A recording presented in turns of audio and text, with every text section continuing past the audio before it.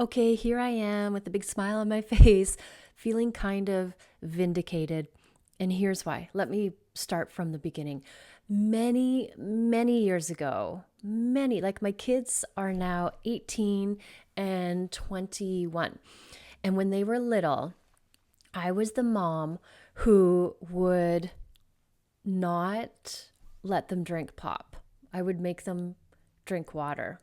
And I would buy non GMO foods and I would put mineral sunscreen on them. Oh, they hated that one because when I was doing it 1,000 years ago, the mineral sunscreen was very minerally, so it was hard to really wipe in. So they would, be really pasty because it's white and it takes a lot to rub it in. Now they have way better mineral sunscreens that are amazing.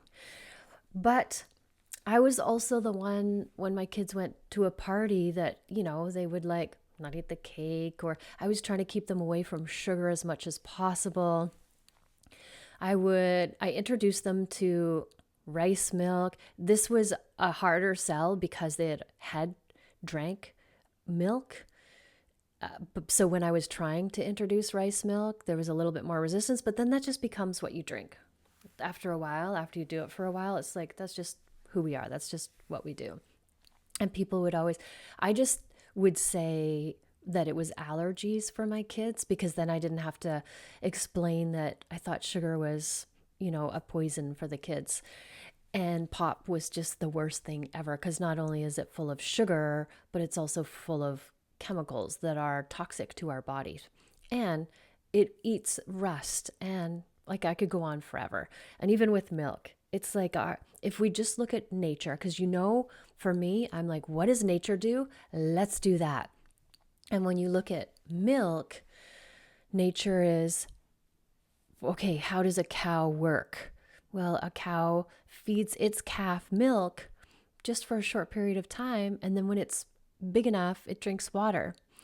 And a cow comes out of the mother walking and gains hundreds of pounds over a short period of time.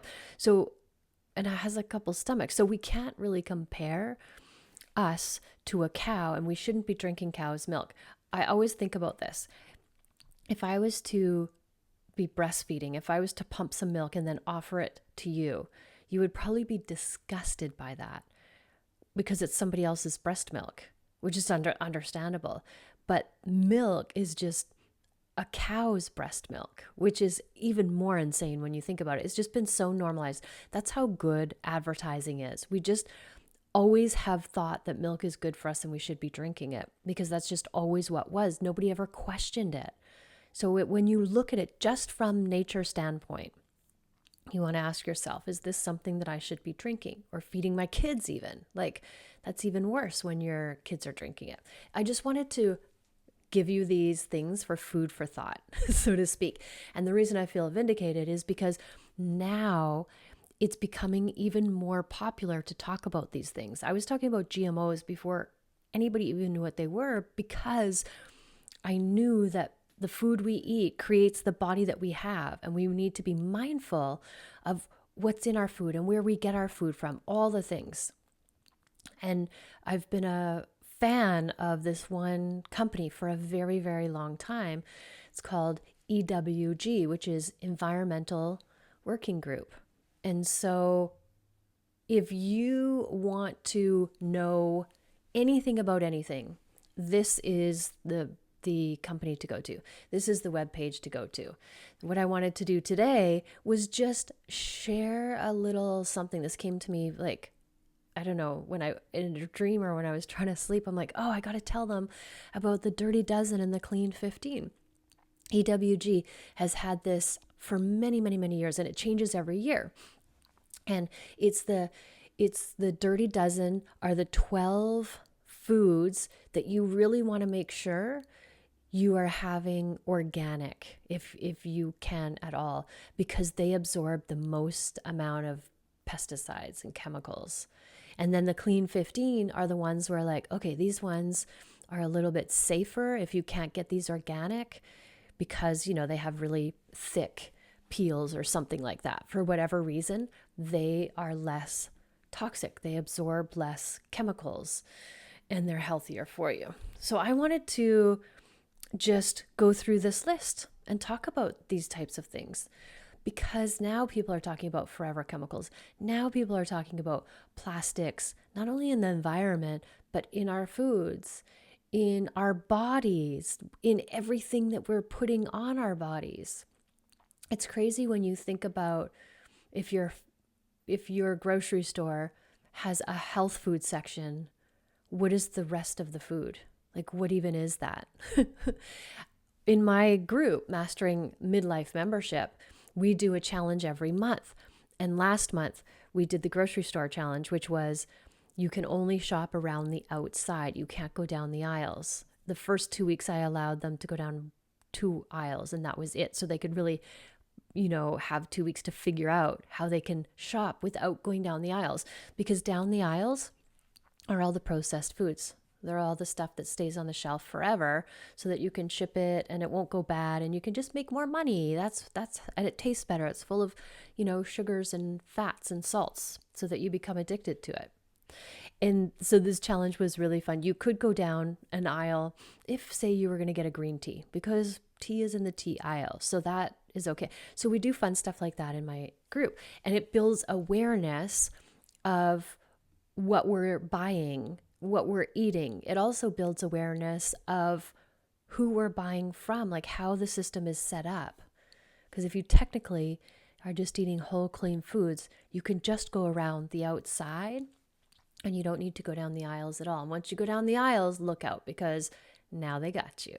But I wanted to share this list with you. I thought it would be fun just for your FYI, for your own personal information, so you can think about this when you're planning your meals or when you're going grocery shopping. So before I do this, I want to talk about how interesting it is, because there's an election in the US. Like, we're having elections in Canada, but in the US, it's really on the table about health and food. And one of the campaigns that's going on, it's called Make America Healthy Again.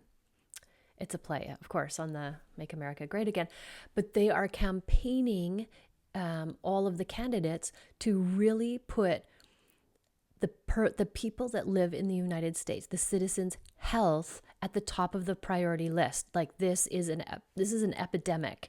All of our people, this is what they're saying. And Canada kind of shadows. It's not as bad, but we always kind of follow along behind like a little brother. But what they're finally saying is this food industry is just out to make money.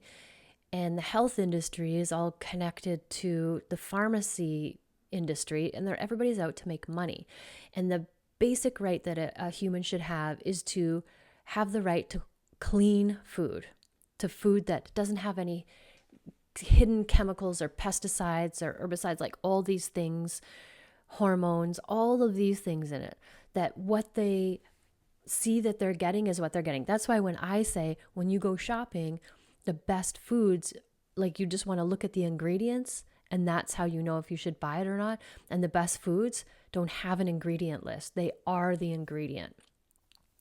And on social media, all of my favorite people that I follow have gotten together to go to Congress and just to go to all of these rallies that are happening and conversations that are happening. And they're sharing all of their information that they've been working on for years and years and years and years and years. They know their stuff.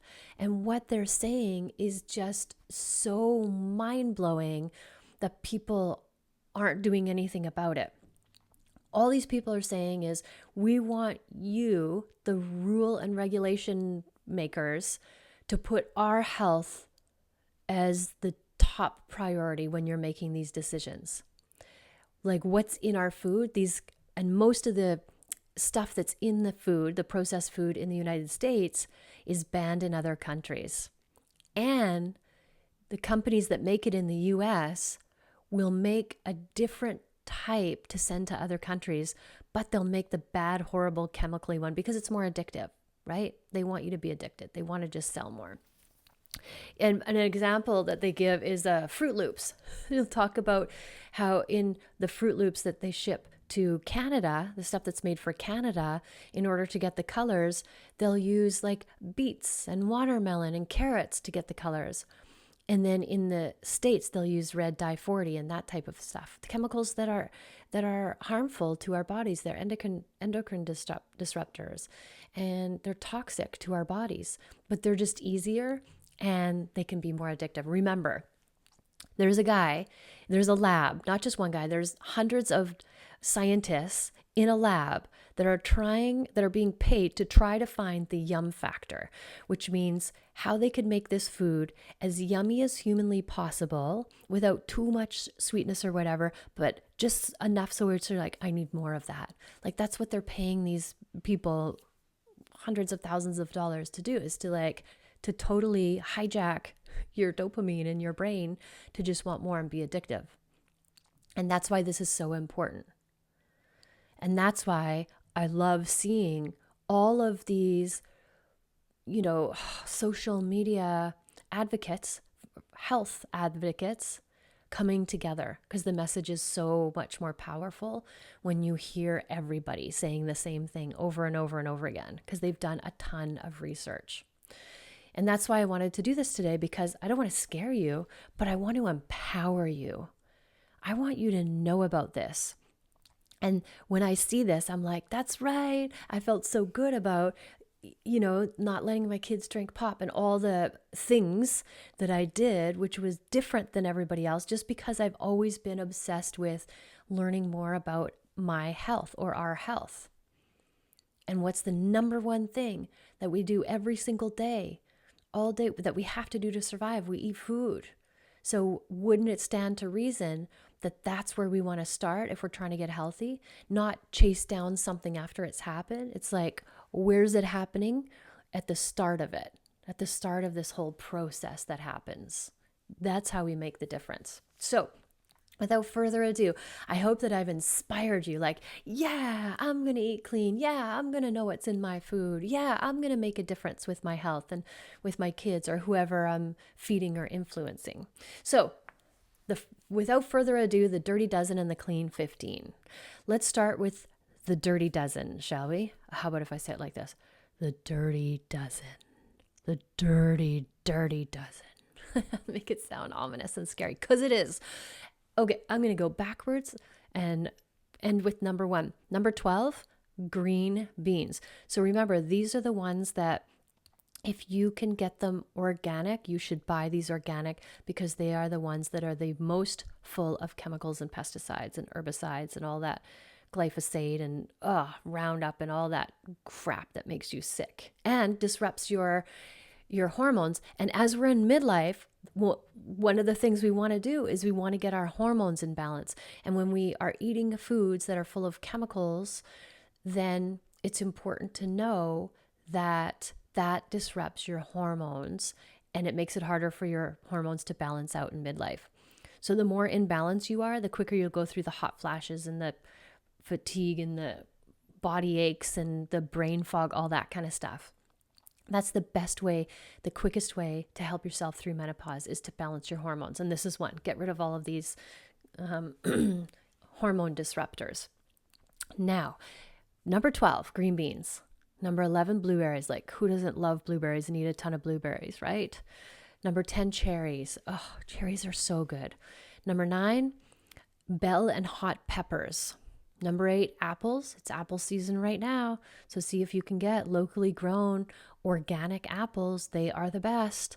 And we grow apples where I live, so that isn't as hard as some of these other ones. Nectarines, pears. Remember, these are the Dirty Dozen. You want to try to get these organic whenever possible.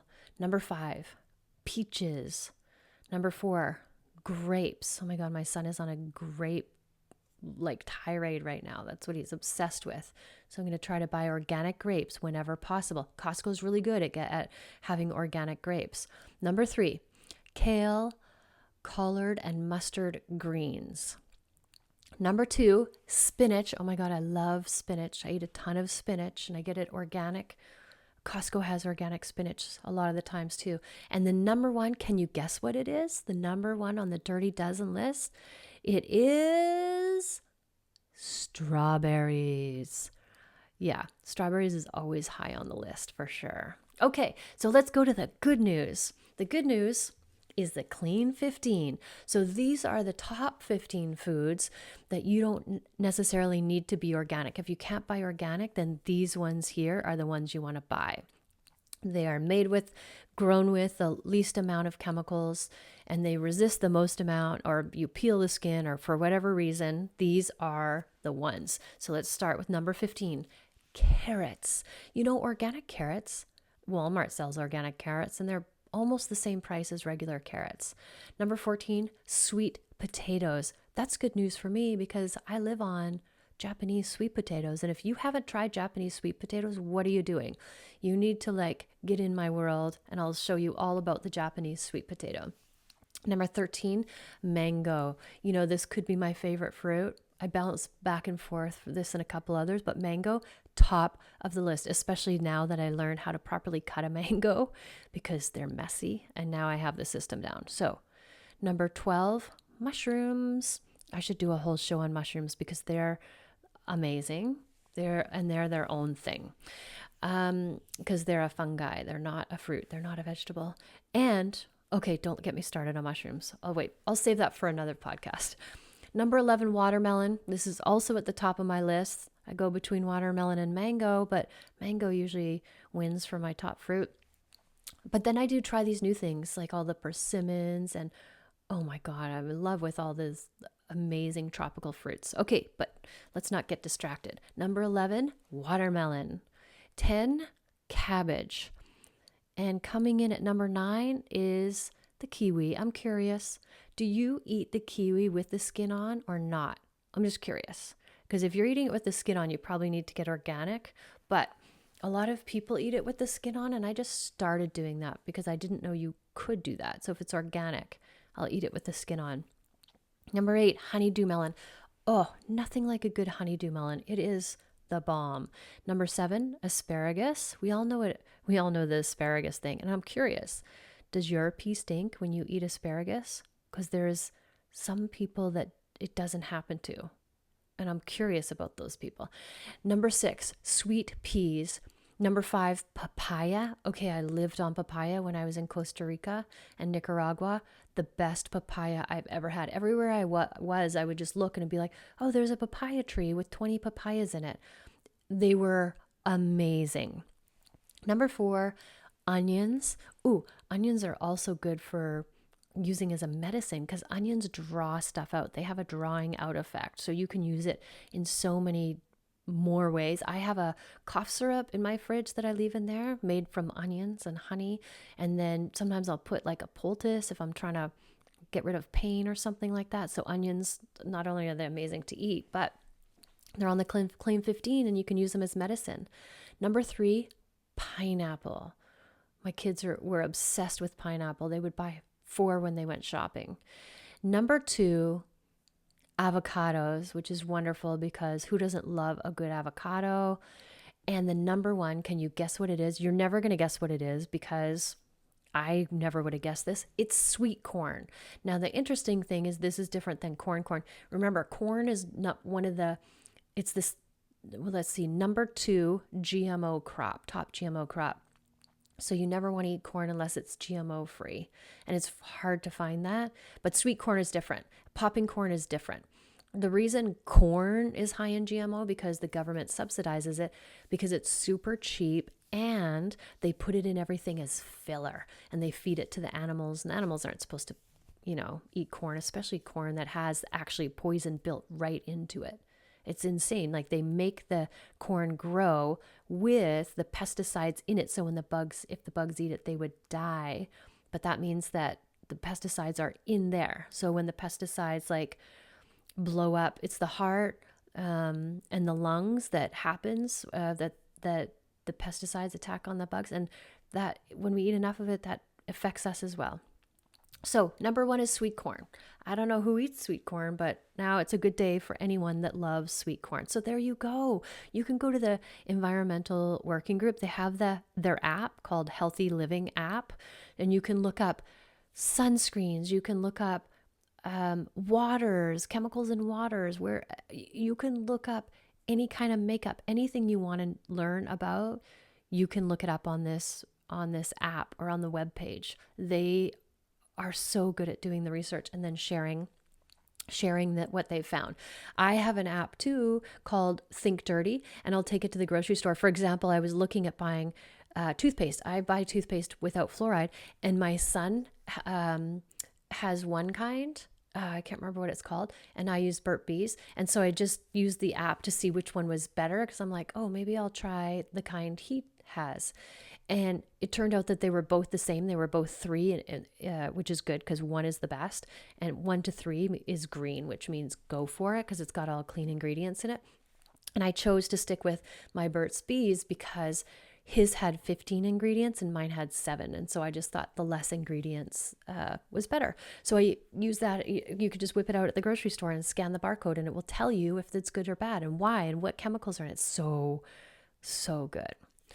And I just want to share this today. I wanted to talk about this today just to empower you, because not only does every bite matter, like for your health, your wellness, but we vote with our dollars. So when we're buying something, we're voting yes for it. We're saying, yes, I want more of this. But it works the other way too. When we don't want something like pop or whatever, and we don't buy it, we're voting no. So these companies are into making money. So they'll never change. If they're selling their stuff, they're never going to change unless we stop buying their toxic products. If we stopped buying it, they would be forced to change. We think we're just one person.